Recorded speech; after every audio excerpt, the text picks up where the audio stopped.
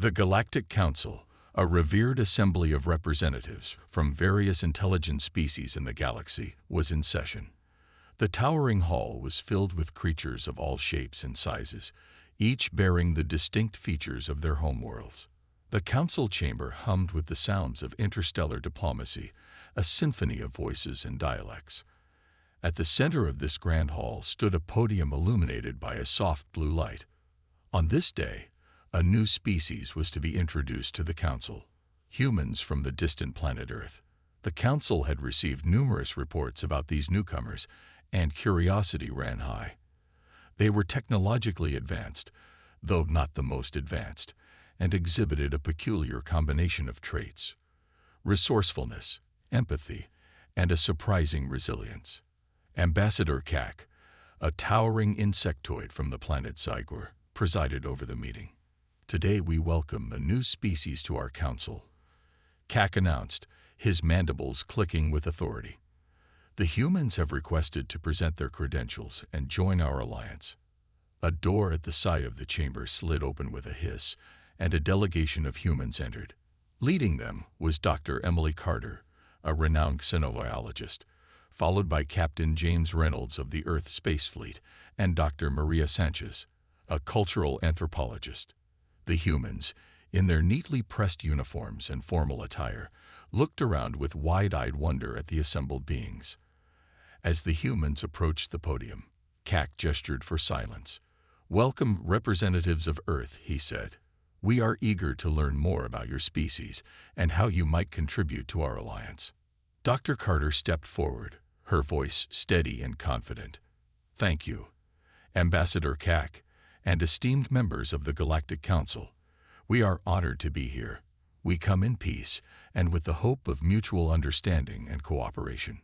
The council listened attentively as Dr. Carter outlined the achievements and values of humanity. She spoke of their scientific advancements, their efforts in space exploration, and their desire for peaceful coexistence. Her words were met with polite applause, though there was still a palpable air of skepticism among some of the council members. After the formalities, the humans were invited to join a reception where they could mingle with the other representatives. It was here that the true nature of interspecies interaction would be tested. As Dr. Carter and her team moved through the crowd, they were approached by various beings, some curious, others wary. Among the most intriguing was Ambassador Zekel, a member of the Vorik species, a race known for their formidable appearance and reputation as apex predators. Zekel towered over the humans, his scales glistening in the light, and his eyes narrowed with interest. "I have heard much about your kind," Zekel rumbled, his voice deep and resonant. "But I am curious, how do you perceive us?" Dr. Carter smiled warmly. "We perceive you as equals, Ambassador Zekel. Each species has its strengths and unique qualities. We believe that by working together, we can achieve great things." Zekel's eyes gleamed with amusement. "Bold words, human, but actions speak louder than words. Let us see how your kind fares in our world."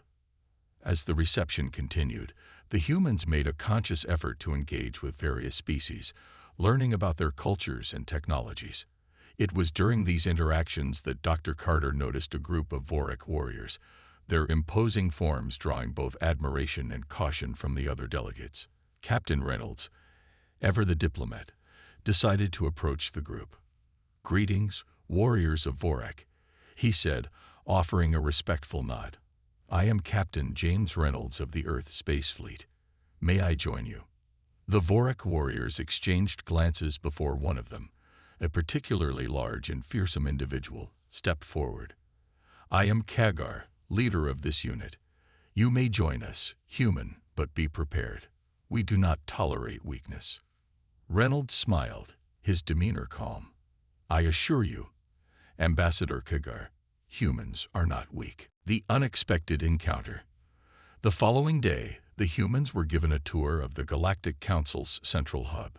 It was an immense space station orbiting a neutral star, serving as the nerve center for interspecies diplomacy.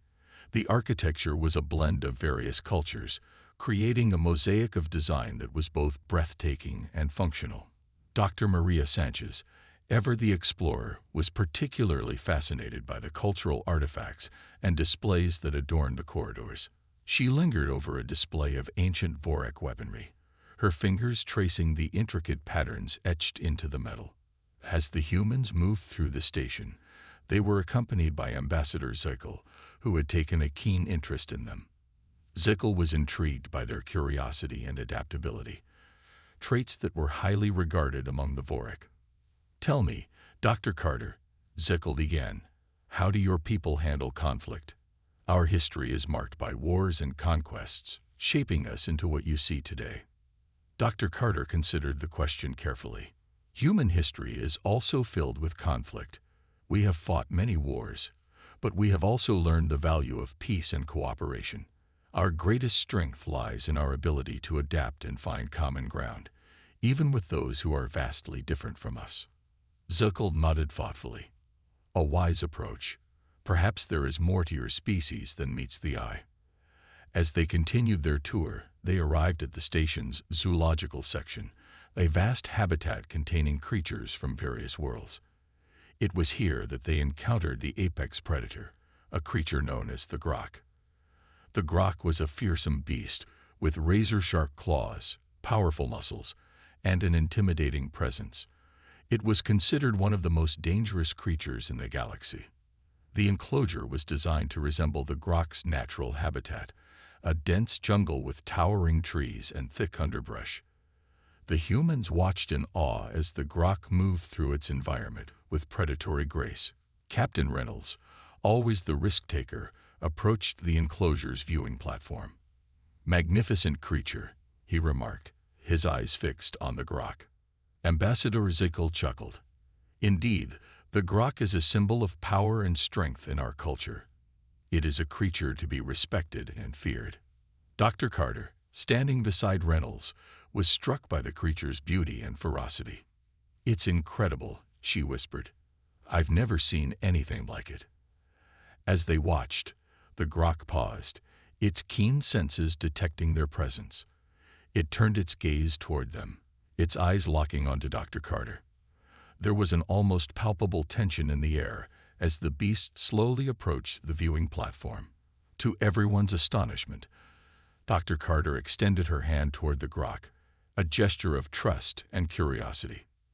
The council members and other visitors gasped, expecting the worst. But instead of attacking, the Grok sniffed her hand, its powerful form towering over her. The silence was deafening as the Grok made a decision. It lowered its head slightly, allowing Dr. Carter to touch his coarse fur. The moment was surreal, an impossible connection between a human and a fearsome predator. Ambassador Zickel watched in disbelief. "Impossible," he muttered. "No one has ever tamed a Grok." Dr. Carter smiled, her hand still resting on the creature's head. "Perhaps it's not about taming, but understanding." The Council's decision. The news of this extraordinary encounter spread quickly through the Galactic Council. Whispers of admiration and astonishment echoed in the corridors. The humans, once viewed with skepticism, were now seen in a new light. Their empathy and courage had won the respect of even the most formidable species. The encounter with the Grok had made headlines across the galaxy. The humans' reputation had soared, but with it came new challenges. Some council members, particularly those from warrior cultures, saw this as an opportunity to test the true mettle of the newcomers. Ambassador Kak called an emergency session of the council to discuss the implications of the Grok incident. The chamber was filled with representatives, each eager to weigh in on the matter. "Esteemed members of the council," Kak began, his voice resonating through the hall. "The recent events involving the human delegation have brought forth questions about their capabilities and potential contributions to our alliance. It is proposed that we conduct a series of tests to evaluate their strengths and weaknesses." There was a murmur of agreement among the council members. Ambassador Zickel, who had been observing the humans closely, stepped forward.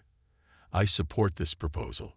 The humans have shown promise, but we must ensure they are truly worthy of joining our ranks." Dr. Carter and her team were informed of the council's decision. They understood the importance of proving themselves, not just for their own sake, but for the future of interspecies cooperation. The tests would cover various aspects: physical endurance, strategic thinking, and cultural understanding. The first test was a physical challenge designed to push the limits of human endurance. It took place on a planet with harsh terrain and extreme weather conditions. The humans were to navigate a series of obstacles, relying on their physical and mental fortitude. Captain Reynolds led the way, his military training coming to the fore. The humans moved with determination, their teamwork and resilience evident. The Vorik warriors, who had been assigned to observe, were impressed by their resolve. Strategic challenges. The second test focused on strategic thinking. The humans were presented with a series of complex scenarios, each requiring careful planning and quick decision-making. Dr. Sanchez took the lead in this challenge, her background in anthropology proving invaluable. She analyzed each scenario with meticulous detail, considering not only the immediate outcomes, but also the long-term implications. The scenarios varied, from negotiating peace treaties to devising defense strategies against potential threats. The humans' ability to think outside the box and adapt to unexpected changes impressed the council members. Their innovative approaches often left the observers in awe, particularly when they demonstrated an uncanny ability to predict and counteract moves that had stumped many seasoned diplomats and strategists. Ambassador Zekel, who had been skeptical of the humans' capabilities, found himself increasingly intrigued. Their strategic acumen was unlike anything he had encountered before. "Your people have a unique way of thinking," he remarked to Dr. Carter during a break. "You consider angles and possibilities that others overlook." Dr. Carter nodded. "It's our nature to adapt and innovate. We've had to find solutions to survive and thrive in diverse environments." Cultural understanding. The final test was one of cultural understanding. The humans were to immerse themselves in the traditions and customs of various species within the Galactic Council. This test required empathy, patience, and a willingness to learn. Dr. Sanchez led her team through this challenge, engaging with representatives from different cultures. They participated in rituals, learned languages, and even sampled exotic cuisines. The humans' genuine interest and respect for the diverse cultures around them won over many skeptics. One memorable experience was when Dr. Sanchez and her team joined the Vorik in a traditional dance ceremony. The Vorik, known for their stoic nature, were initially hesitant to share this intimate part of their culture. However, the humans' enthusiasm and sincerity broke down barriers, leading to a night of shared joy and mutual respect. Ambassador Zekel watched with a sense of pride as the humans danced alongside his people. "They have earned our respect," he said to Kak. "They are worthy allies." The Council's verdict. After completing the tests, the humans awaited the Council's verdict. The chamber was filled with a sense of anticipation. Ambassador Kak stood at the podium, his mandibles clicking thoughtfully. "The humans have undergone our tests and demonstrated remarkable qualities. Their physical endurance, strategic thinking, and cultural understanding are commendable." Ambassador Zekel stepped forward. "I propose that we welcome the humans into our alliance. They have shown not only their strengths, but also their willingness to learn and adapt." The council members murmured in agreement. One by one, they'd voiced their support for the proposal. The decision was unanimous. Humanity would join the Galactic Council. Dr. Carter and her team were invited to the podium. "Thank you," Dr. Carter said, her voice filled with emotion. "We are honored to be part of this esteemed assembly. Together, we can achieve great things." A new beginning. With their acceptance into the Galactic Council, humanity embarked on a new chapter of interstellar cooperation. They shared their knowledge and technologies, contributing to advancements that benefited all member species. The bond between humans and the Vorik grew particularly strong, symbolized by the unlikely friendship between Dr. Carter and Ambassador Zekel. Captain Reynolds continued to work closely with the Vorik warriors, sharing military strategies and training techniques. Dr. Sanchez became a bridge between cultures, facilitating understanding and collaboration among the diverse species of the Council. The encounter with the Grok remained a legendary tale, a testament to the power of empathy and understanding. It served as a reminder that even the most formidable challenges could be overcome with courage and an open heart. Humanity's journey had just begun, and the galaxy awaited the many contributions and adventures that lay ahead. Together, the species of the Galactic Council looked to the stars with hope and determination, ready to face whatever the universe might bring.